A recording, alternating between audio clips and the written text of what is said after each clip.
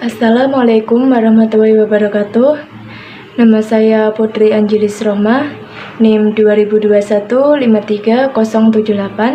Saya dari program studi Sistem Informasi dari kelas B Universitas Muria Kudus. Di sini saya akan membahas tentang materi persamaan dasar akuntansi. Persamaan dasar akuntansi. Persamaan dasar akuntansi adalah perhitungan yang nantinya bisa memproyeksikan kekayaan, hutang, serta modal yang dimiliki perusahaan tersebut. Seperti yang kita ketahui, prinsip umum akuntansi yang kita ketahui adalah adanya keseimbangan atau balance antara sisi pemasukan dengan sisi pengeluaran, atau adanya keseimbangan antara harta atau liabilitas yang dimiliki oleh perusahaan dengan kewajiban. Adanya keseimbangan angka antara kedua bagian tersebut tentu saja harus dianalisis lebih dalam dengan persamaan dasar akuntansi. Nantinya, persamaan dasar akuntansi tersebut digunakan untuk menilai kemampuan perusahaan dalam mengelola keuangan perusahaan. Selanjutnya yaitu pembagian akuntansi.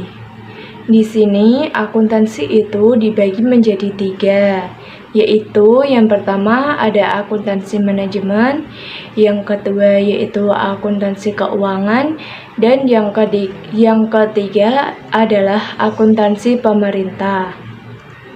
Yang pertama, akuntansi manajemen.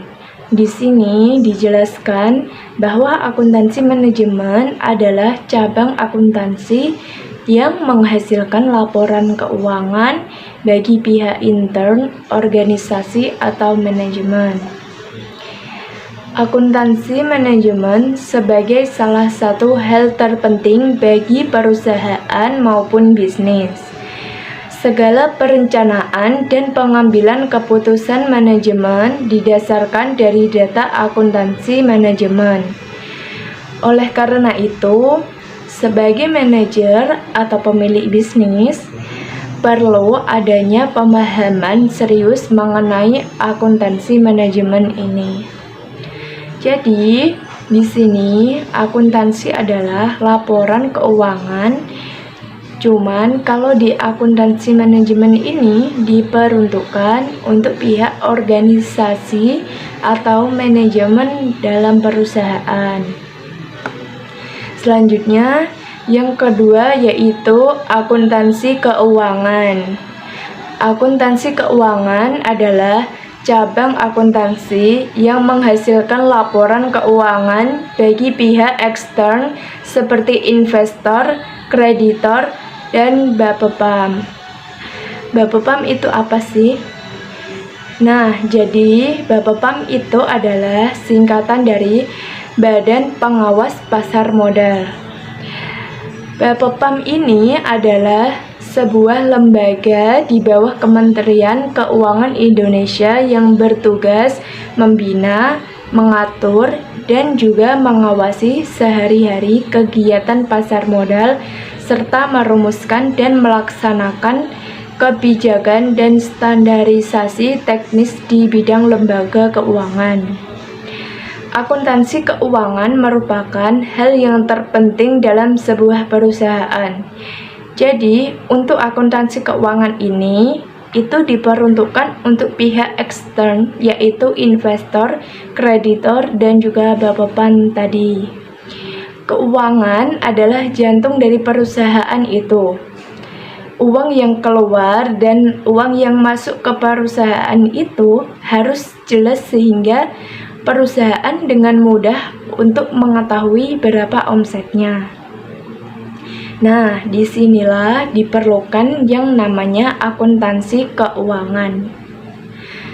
Akuntansi keuangan ini digunakan dalam menyajikan laporan kondisi terbaru perusahaan sebagai tolak ukur dalam pengambilan keputusan oleh pemimpin perusahaan.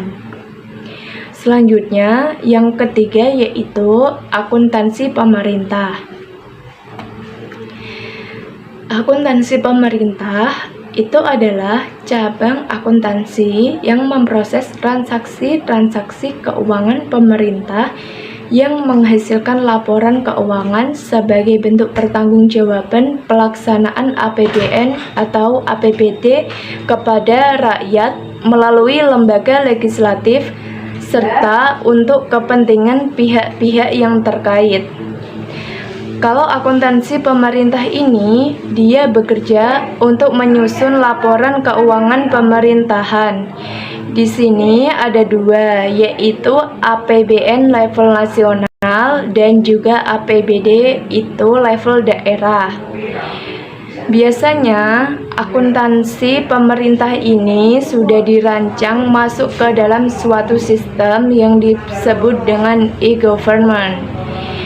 E-government itu merupakan kependekan dari elektronik pemerintah. E-government biasa dikenal dengan e-gov, pemerintah digital, dan online pemerintah atau pemerintah transformasi. E-government adalah suatu upaya untuk mengembangkan penyelenggaraan kepemerintahan yang berbasis elektronik.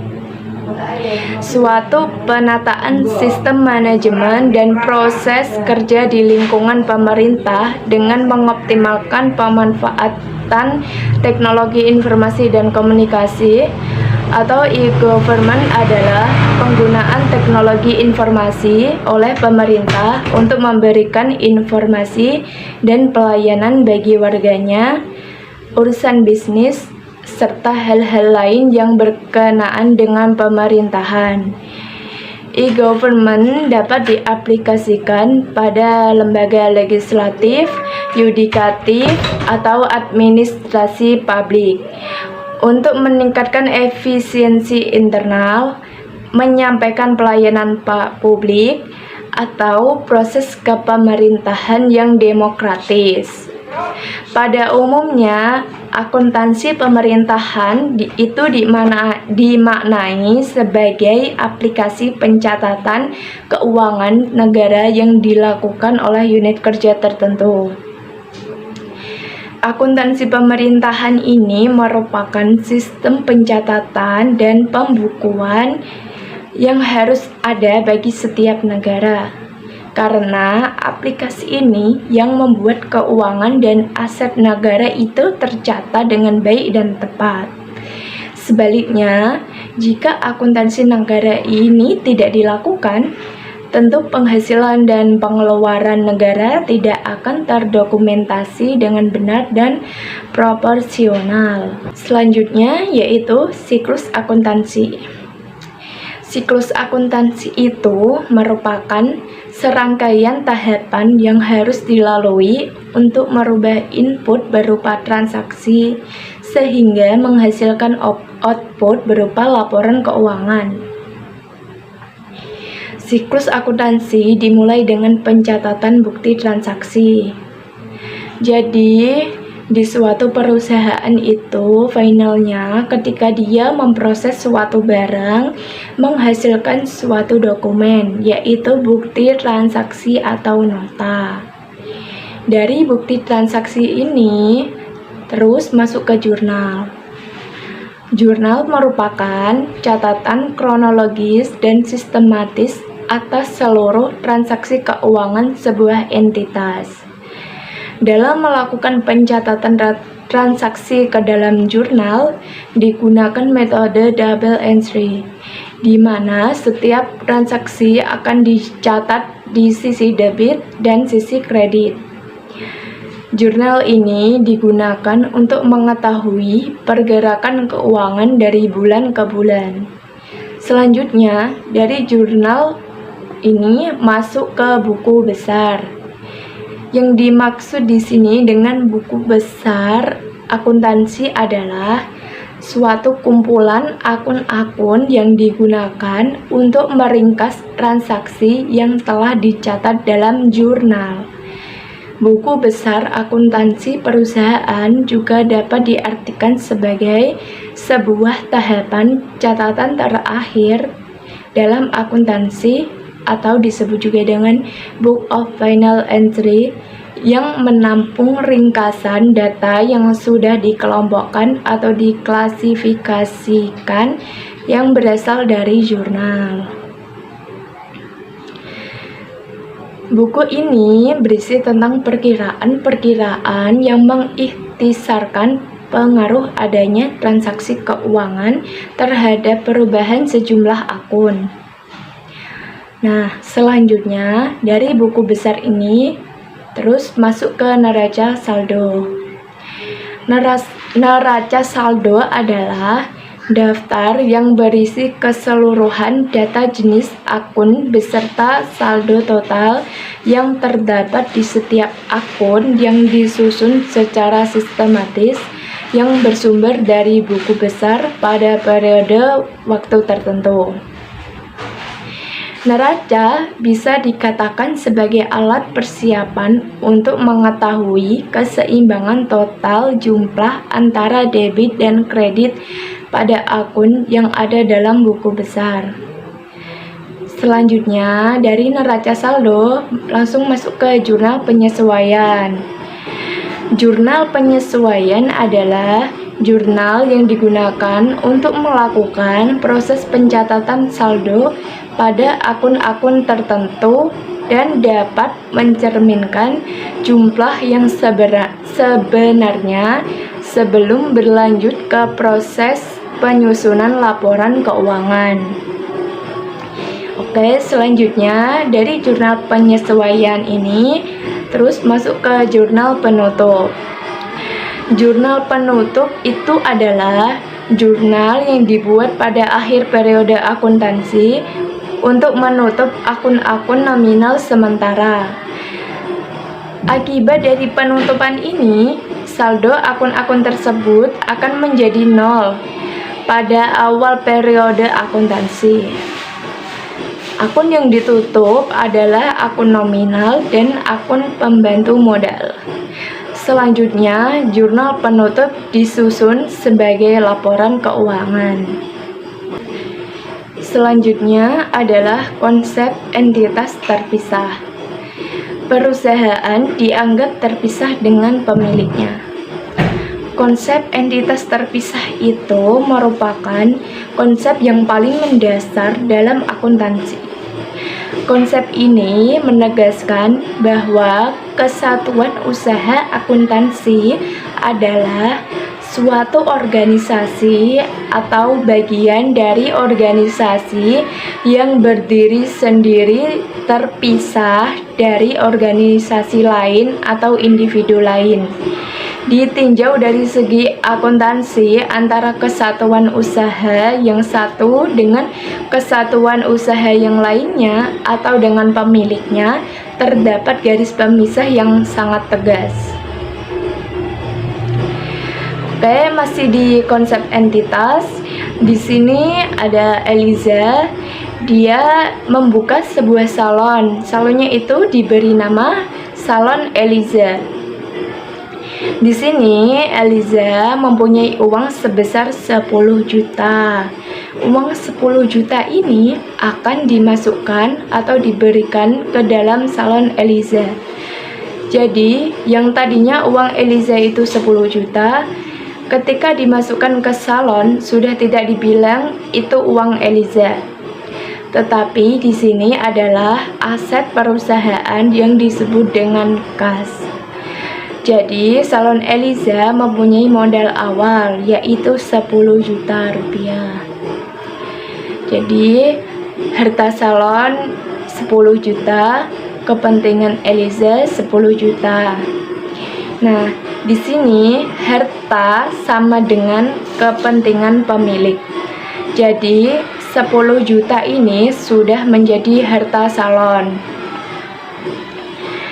Nah, di sini selanjutnya muncul kreditor. Dan di sini Eliza itu ingin menambah modal salonnya. sehingga dia utang ke bank atau ke kreditor itu, yaitu sebanyak 1 juta. Uang 1 juta tersebut masuk ke salon. Di sini harta bertambah dari kreditor ditambah kepentingan pemilik. Harta menjadi 11 juta. Ini didapat dari jumlah kreditor sebesar 1 juta ditambah dengan kepentingan pemilik sebesar 10 juta rupiah. Jadi total harta salon Eliza menjadi 11 juta rupiah. Nah, selanjutnya di sini ada contoh jurnal. Di sini ada transaksi, ada harta yaitu kas dan piutang, dan juga ada utang plus modal yaitu utang dan modal. Contoh, setoran pemilik. Contoh dari salon Eliza yang tadi, Eliza atau pemilik menyetor uang sebesar 10 juta. 10 juta ini masuk ke kas dan di piutang 0, utangnya 0, dan modalnya menjadi 10 juta. Nah, ini yang tadi dimasukin ke sini saja. Setoran pemilik 10 juta, masuk di kas, piutang 0, utang 0, dan modalnya 10 juta. Oke, selanjutnya Eliza meminjam uang sebesar 1 juta yang dari kreditor tadi, 1 juta. Jadi transaksinya yaitu pinjam uang 1 juta. Kas bertambah 1 juta, utang juga bertambah 1 juta karena itu dari kreditor tadi, dan modalnya 0. Selanjutnya cek saldonya. Sini 11 juta di kas, di bagian utang 1 juta, dan di bagian modal yaitu 10 juta. Selanjutnya salon Eliza jual jasa tunai sebesar 600.000. Otomatis kasnya itu bertambah 600.000. Modal juga bertambah 600.000. Total saldo menjadi 11.600.000. Selanjutnya, salon Eliza jual jasa kredit sebesar 2 juta. Piutangnya bertambah 2 juta. Jual jasa kredit itu berarti salon Eliza berhasil menjual ke konsumen, tapi konsumennya bayarnya secara kredit. Totalnya itu sebanyak 2 juta. Di sini belum masuk ke kas karena salon Eliza belum menerima uang dari konsumen tersebut. Jadi total saldonya di kas 11.600.000, di piutang 2 juta, di utang masih tetap yaitu 1 juta, dan modalnya menjadi 12.600.000. Selanjutnya, salon Eliza membayar gaji karyawan sebesar 100.000. Jadi kasnya berkurang 100.000 karena digunakan untuk membayar karyawan tadi. Piutangnya 0, utangnya 0, dan modalnya dikurangi 100.000 juga. Jadi total saldonya di kas 11.500.000 dan di modal adalah 12.500.000. Selanjutnya, pemilik atau Eliza itu menarik uang sebesar 200.000. Jadi kasnya minus 200.000 dan di modal juga minus 200.000, dan yang lainnya masih tetap.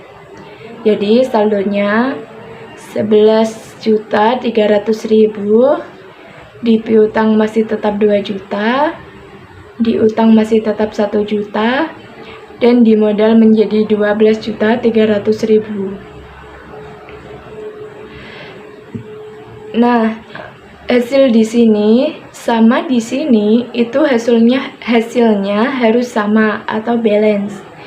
Ini jika dijumlahkan berarti totalnya 11.300.000 ditambah 2 juta, hasilnya 13.300.000. Nah, sekarang di sini dijumlahkan. Di sini 1 juta ditambah 12.300.000, jadi hasilnya sama, yaitu 13.300.000. Nah, ini sudah benar karena hasilnya sudah sama atau balance. Oke, cukup sekian yang hanya bisa saya sampaikan. Kurang lebihnya mohon maaf. Terima kasih dan semoga bermanfaat. Wassalamualaikum warahmatullahi wabarakatuh.